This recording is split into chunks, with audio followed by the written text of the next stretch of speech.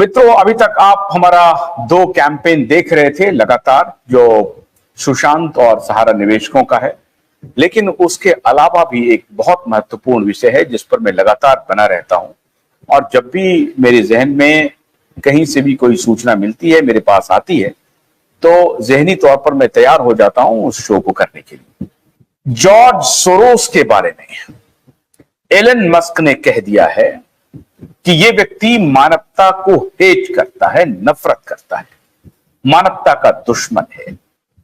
यह बात हम लोग बहुत पहले से कहते आ रहे हैं कि जॉर्ज सोरोस पूरी दुनिया को अपने तरीके से चलाने या यूं कहें कि नचाने में लगा हुआ है, अपनी उंगलियों पर नचाता है, और वो पूरी दुनिया में अलग अलग देशों में अलग अलग तरीके से ये खेल करता है। खेल का तरीका एक ही होता है, लेकिन पात्र बदल जाते हैं। भारत में भी उनके बहुत सारे पात्र हैं, और खेल का तरीका वही है जो दुनिया के दूसरे देशों में है, चाहे यूरोपीय देश में हो, फ्रांस में हो या ब्रिटेन में हो, कहीं भी हो, लेकिन उनकी मंशा वही रहती है, उनका तरीका वही रहता है। पात्र भले ही अलग अलग देशों में बदल जाते हैं। हंगेरियन मूल का ये व्यक्ति, ऐसा लगता है कि शुरुआत से ही इनके जहन में मानवता को लेकर के एक बहुत ही घटिया राय बनी हुई है। ये पैसों में खेलने वाला शख्स है, स्टॉक एक्सचेंज में ये खेलने वाला शख्स है, शेयर बाजार का मास्टर खिलाड़ी है। कैसे किस शेयर मार्केट को कैसे उठाया जाए, कैसे गिराया जाए, इसका ये मास्टरमाइंड है, और दुनिया भर में उसी से शेयर को उठा के गिरा करके उसकी रणनीति बना करके ये पैसे कमाने वाला शख्स है। लेकिन ये पॉलिटिक्स को, ये वहां के सोसाइटी को, जिस देश में इनका ऑपरेशन चलता है, उसको बड़ी शिद्दत से, मजबूती से इन्फ्लुएंस करता है। भारत इसका एक बड़ा पनाहगाह बन गया है। इस सब पर आज चर्चा करने के लिए हमारे पास 2 बहुत ही इन्फॉर्म्ड सिटीजन हैं, क्योंकि उन्हें मैं सिटीजन इसलिए कह रहा हूं कि दोनों वैज्ञानिक होने के साथ साथ सामाजिक घटनाओं पर उनकी नजर बहुत पैनी रहती है। इसलिए मैं उन्हें कह रहा हूं कि वो एक सिटीजन के रूप में आज मैं उन दोनों को आमंत्रित कर रहा हूं। हमारे साथ जुड़ रहे हैं यूनिवर्सल हेल्थ ऑर्गेनाइजेशन के चेयरमैन डॉक्टर अमिताभ बनर्जी और यूनिवर्सल हेल्थ ऑर्गेनाइजेशन के वर्किंग कमेटी के मेंबर डॉक्टर अरविंद कुशवाहा। दोनों बहुत ही वाइब्रेंट देश के सिटीजन हैं। इनके आंख कान दोनों खुले हुए हैं, क्रिटिकल थिंकिंग बहुत ही स्ट्रांग है, और बहुत पैनी निगाह रखते हैं दुनिया में किसी भी छोटी मोटी घटना से लेके बड़ी घटनाओं पे। हाल के दिनों में कोविड में इन दोनों व्यक्ति ने जो काम किया वो पूरी मानवता के लिए सबसे बड़ी सेवा थी, और भारत, पूरा देश इनका ऋणी है। तो आज मैं स्वागत कर रहा हूं दोनों अपने मेहमान का। इसके पहले कि बातचीत शुरू करें, हम आपको ये बताना चाहते हैं, और आज का शो मुझे लगता है कि हमारे देश के प्रधानमंत्री को जरूर देखना चाहिए, क्योंकि प्रधानमंत्री अक्सर कहते हैं कि इकोसिस्टम को उन्हीं की भाषा में जवाब देना है, उन्हीं की भाषा में जवाब देना है। देखिए साहब, उनकी भाषा में जवाब देने के लिए तो दुनिया का जो सबसे अमीर व्यक्ति है वो उनको जवाब दे रहा है। अब आपको जवाब देना है कि कैसे आप जवाब देंगे, ये तैयारी कीजिए। लेकिन आपने जवाब नहीं दिया। पिछले दिनों हम लोग आपको लगातार अलर्ट करते रहे, लेकिन आपने जवाब नहीं दिया। उसके इकोसिस्टम के सबसे बड़े शागिर्द को आपने अपने यहां आमंत्रित कर लिया। तो मैं हैरान हूं, आपके सलाहकार कौन है? वो आप खुद से तो बुलाते नहीं होंगे, खुद से आपको सपना भी नहीं आता होगा। जाहिर है आपके आसपास के लोग आपको ब्रीफ करते हैं, और वो, इसका मतलब है कि मोल जो है, जो स्पाई है, वो हमारे सिस्टम में बैठा हुआ है, संस्थागत हो गया है, और उन्हीं के इशारे पर शायद आप गलत लोगों से जुड़ गए हैं। तो आज मैं आपकी आंखें खोलने के लिए दुनिया के सबसे अमीर व्यक्ति का साउंड बाइट सुना रहा हूं, ताकि आपकी आंखें खुल जाए और आपके जो इर्द गिर्द लोग हैं जो आपको गलत सलाह दे रहे हैं, उनको पहचाने आप। एलन मस्क का वो बाइट मैं आपको सुना रहा हूं, जिसमें साफ साफ एलन मस्क कह रहे हैं कि जॉर्ज सोरोस मानवता से हेट करता है। Hero of the Republic. I mean, Soros actually, he is, I believe, the top contributor to the Democratic Party. The second one was Sam Bankman-Fried. Yeah. In my opinion, he fundamentally hates humanity. That's my opinion. Really? Yeah.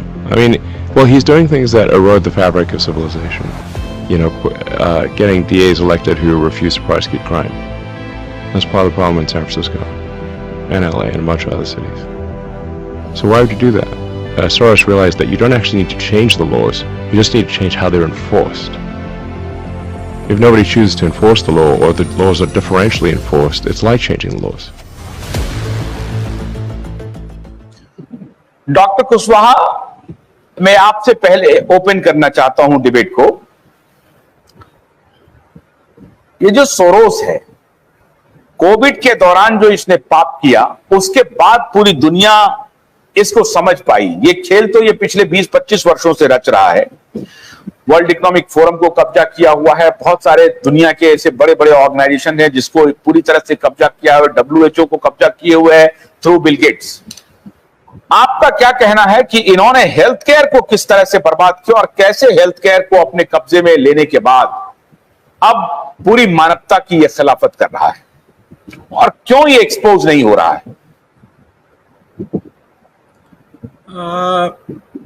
जैसे कि आपने पहले ही background में बता दिया है इसके बारे में, तो थोड़ा सा और इसको अगर हम पीछे जाएं तो ये पता लगता है कि जो पूरा गेम प्लान है, जिसे हम इकोसिस्टम वर्ड से डिफाइन कर रहे हैं, जैसे कि मोदी साहब ने भी इकोसिस्टम की बात करी थी, तो ये इकोसिस्टम एक कह लीजिए कि इंटरनेशनल इकोसिस्टम है। ये कोई एक देश में इकोसिस्टम नहीं है, ग्लोबल इकोसिस्टम है, जिसे हम ग्लोबलिस्ट भी बोलते हैं और आप उन्हें और भी कई नाम से जानते हैं। कई नाम है इनके, इल्यूमिनाटी भी बोलते हैं, कई लोग बहुत सारे नाम आते हैं। अल्टीमेटली बात ये घूम फिर के कि जिनके पास पैसा है वो किसी तरह से कॉन्सेंट्रेशन ऑफ मनी उन लोगों में रहे और उसके थ्रू वो जो है कंट्रोल कर सकें पूरे ह्यूमैनिटी को। ये ऐसा इनका कुछ थिंकिंग है, और इसके लिए और भी कई जुड़े हुए पहलू हैं, जैसे कि क्लाइमेट चेंज थ्योरी है, और वन हेल्थ का WHO का एक एंगल है, यूनाइटेड नेशंस भी उन्हीं का एक अंग है, और बहुत सारी चीज़ें हैं इसमें जुड़ी हुई।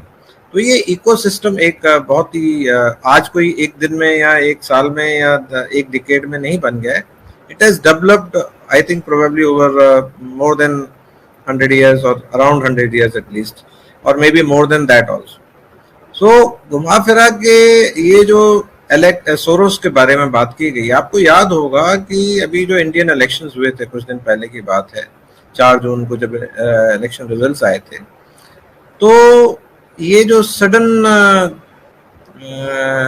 क्या कह लीजिए change in Fortune of BJP, यानी कि बीजेपी का अचानक जो एक कुछ स्टेट्स में अचानक बहुत नुकसान होना और बहुत ज़्यादा सीटें कम होना और मेजॉरिटी के जैसे तैसे जोड़ तोड़ के जैसे बोलते हैं वो मेजॉरिटी बनी है, तो ऑब्वियसली एक वीकेंड फॉर्मेशन या वीकेंड गवर्नमेंट जो आज की तारीख में हमारे पास हिंदुस्तान में है, जैसे तैसे जोड़ तोड़ के, तो ऑब्वियसली गेम प्लान ये था कि इकोसिस्टम का कि किसी तरह से जो इंडियन गवर्नमेंट थी उस टाइम की इलेक्शन से पहले की, वो अपना जो उनका विश्वास था काम करने का, जिस तरह से उन्होंने काम किया था, जिस तरह से उन्होंने ग्राउंड पे काम किया था, डेवलपमेंट किया था, उस आधार पे उनका विश्वास था कि वो दोबारा से सत्ता में आएंगे। लेकिन इकोसिस्टम जो कि जिसे हम बात कर रहे हैं, उस इकोसिस्टम ने ये देखा कि अगर भारत इस रफ्तार से आगे बढ़ रहा है, जिस रफ्तार से उसकी ग्रोथ ट्रेजेक्ट्री है, तो वो जो उसका सपना है कि एक थर्ड लार्जेस्ट इकोनॉमी बनेगा और एक ऐसी ताकत बन के उभरेगा दुनिया में, जिसमें कि उसको इग्नोर करना या उसको एक साइडलाइन करना या कह लीजिए उसको दरकिनार करना एक ग्लोबल सिनेरियो पे, प्लेटफॉर्म पे असंभव हो जाएगा। और वो आज भी कायम है ये वाला जो चीज़ है। लेकिन उसके बावजूद भी ये इलेक्शंस में काफ़ी डेंट उन्होंने किया, जबकि उनका जो ऑब्जेक्टिव था वो शायद पूरा नहीं हुआ। मैं किसी पॉलिटिकल पार्टी को ना सपोर्ट कर रहा हूँ यहाँ पे, ना ही मैं किसी को इसमें कह लीजिए किसी के खिलाफ बोल रहा हूँ, लेकिन आपको याद होगा इस इलेक्शंस के दौरान जो बयानबाजियाँ आई हैं जो अलग अलग जगह से, उससे काफ़ी कुछ क्लियर हो जाता है कि उस इकोसिस्टम के हिस्से कौन कौन हैं। और उस इकोसिस्टम से प्रभावित कौन कौन है, इस इकोसिस्टम के लिए काम कौन कौन कर रहे हैं, ये काफी हद तक क्लियर हो गया था। अगर आपको याद होगा, जिस कॉन्फिडेंस से बीजेपी ने ये कहना शुरू किया था कि हम 400 पार जाएंगे, शायद उसी कॉन्फिडेंस से कुछ 1 या 2 फेजेस ऑफ इलेक्शन के बाद दूसरे लोगों ने ये कहना शुरू कर दिया कि तुम तैयारी कर लो अपोजिशन में बैठने की बीजेपी के लिए। और उनका कॉन्फिडेंस कहाँ से आया ये हम लोगों को समझ में नहीं आ रहा था उस वक्त, लेकिन शायद कहीं ना कहीं जो इकोसिस्टम है वो अपना काम कर रहा था और कर चुका था, और उसका नतीजा हमने 4 जून के बाद देख भी लिया। और उसी रिन्यूड विगर के साथ, या कह लीजिए दोबारा से जो उनका जो साहस में वृद्धि हुई है उस इकोसिस्टम के लोगों की, उससे इन्हें लग रहा है कि अब वो दिन नजदीक आ गया है, या वो दिन कह लीजिए जल्दी आएगा, जब उनका जो इकोसिस्टम का जो फाइनल ऑब्जेक्टिव है कि एक वीक गवर्नमेंट कह लीजिए इंडिया में एस्टेब्लिश की जाए, या एक वीक लीडरशिप एस्टेब्लिश की जाए जो कि हमारे कहे पर चले, ऐसा कुछ उनका प्लान लगता है। मैं आपको दोबारा से ये बात कहना चाहता हूँ कि मैं किसी भी लीडर या किसी गवर्नमेंट के ना फेवर में बोल रहा हूँ ना मैं अगेंस्ट में बोल रहा हूँ, लेकिन एक देश की बात हो रही है। तो देश में अगर लीडरशिप अच्छी होती है, मजबूत होती है, या तो देश भी मजबूत होता है, ये बात मेरा मानना है। हाँ, ये बात भी पक्की है कि अगर देश मजबूत होने के रास्ते पर जब एक अच्छी लीडरशिप के साथ चलता है, तो जो एक खतरा है जो जिसे हम कई लोगों ने और भी इस खतरे को भी कई जगह डिफाइन किया है, डिक्टेटरशिप का, या कह लीजिए मनमर्जी का जो राज है, या एक मोनार्की या ओलिगार्की जिसे हम बोलते हैं, वो भी एक खतरा रहता है। लेकिन ऑब्वियसली डेमोक्रेटिक सिस्टम में चेक्स एंड बैलेंसेस हैं जिसके कारण इसको रोका जा सकता है। तो ये जो सोरोस की हम बात कर रहे थे, इसका काफी दखल हमारे इस इलेक्शंस में दिखाई दिया है। लेकिन हाँ, ये है कि शायद वो अपने निशाने से चूक गए, जैसे कि ट्रंप को जब इन्होंने अभी फायर किया था, इसके ट्रंप का असैसिनेशन अटेम्प्ट किया था, उसमें भी शायद वो चूक गए।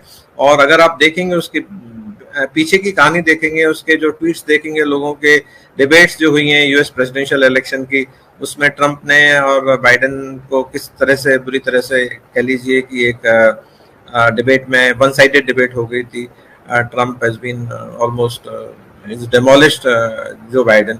तो इस तरह से ये चल रहा था कि ट्रंप का जो चांसेस है दोबारा से एक यूएस प्रेसिडेंट बनने का काफी हद तक क्लियर हो रहा था, और उसके सपोर्ट बेस बढ़ रहा था, और जो बाइडेन की पॉपुलैरिटी काफी नीचे आ रही थी, ये सब हम जानते हैं। तो जो बाइडेन भी शायद जो मेरी जानकारी है उसके हिसाब से उसी इकोसिस्टम का ही रिप्रेजेंटेटिव है, और कितना पुराना लीडर है ये मैं मानता हूँ, लेकिन आज की तारीख में शायद वो इस लायक नहीं है कि वो लीड कर सके, क्योंकि उसकी जो कॉग्निटिव फंक्शन है, या कह लीजिए न्यूरोलॉजिकल फंक्शंस हैं, या जो उनकी एज के कारण हैं, वो काफी हद तक डिक्लाइन हो चुकी है। और शायद एक यूएस जैसी कंट्री के लिए इतना प्रेसिडेंट इस तरह का रखना एक बहुत ही खतरे की बात है, क्योंकि गन्ने की कड़ी बुनियाद, जिसे मराठी में खुड़किया और कुछ उत्तर भारत के क्षेत्रों में खुटकी भी कहा जाता है, उसे केवल भोलानाथ का 2-in-1 बैटरी ऑपरेटेड हार्वेस्टर कम ब्रश कटर आसानी से और बिना रुकावट के काट सकता है।